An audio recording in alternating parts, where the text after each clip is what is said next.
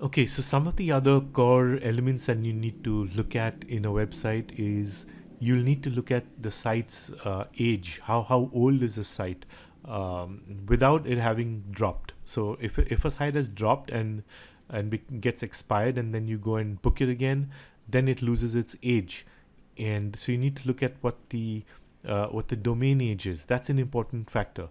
But at the same time, you need to understand that the site cannot have a spammy backlink profile. If the site had spammed content or it had spammed backlinks, then that's a tough one for the site, because it's not going to be able to regain its original level of trust back with Google, and it's the site is almost as good as dead, especially if it's penalized. It's very difficult nowadays to recover a site once it's been penalized.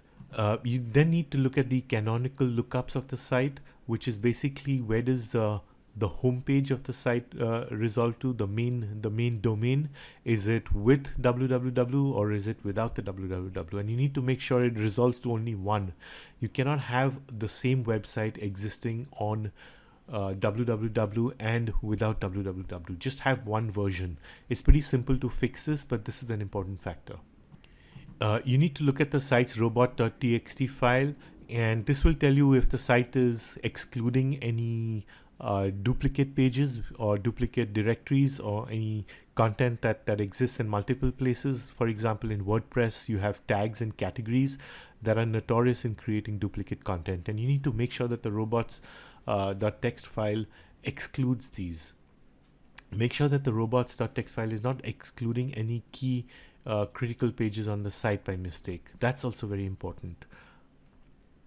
And if you want to exclude any pages from being crawled by Google, you can either put them in the robots.txt file, or you can put a no index meta tag within the page itself. You can use either of these two options. And then you can examine the Htaccess file if you do have access to the server, and that Htaccess file will tell your server, basically tells your server what to do with when people visit the website in their browsers. For example, if you want to set up a permalink structure on your site with WordPress, then WordPress pushes certain data into this Htaccess file, which restructures the URLs.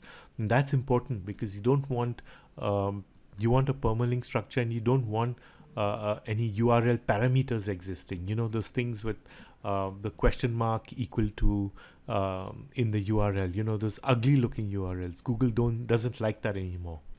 The Htaccess file and the robots.txt file can also tell certain bots to not to crawl your site. So if you want to block out Ahrefs or Majestic on some of on sites that you don't want being exposed to your competitors, for example, if you're building out a PBN, then you can use that.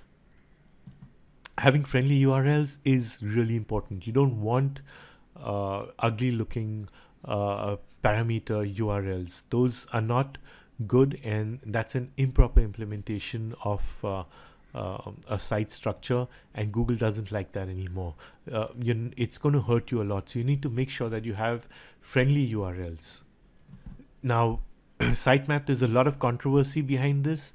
John Mueller has said, who works at Google, has said that sitemap is not really very important because Google doesn't really look at your sitemap.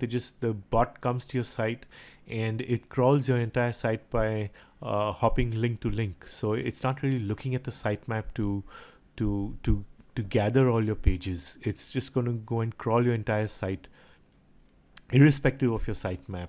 But there are many nifty plugins that make sitemaps, and if you want to have a sitemap, by all means go ahead and build one. There's nothing wrong in doing it, but just make sure you do it the right way. But just remember that in today's SEO, a sitemap is not really important. I know there are many SEO gurus out there and many people out there who tell you that sitemaps are important, but I'm going to tell you right off the bat that sitemaps are not important anymore.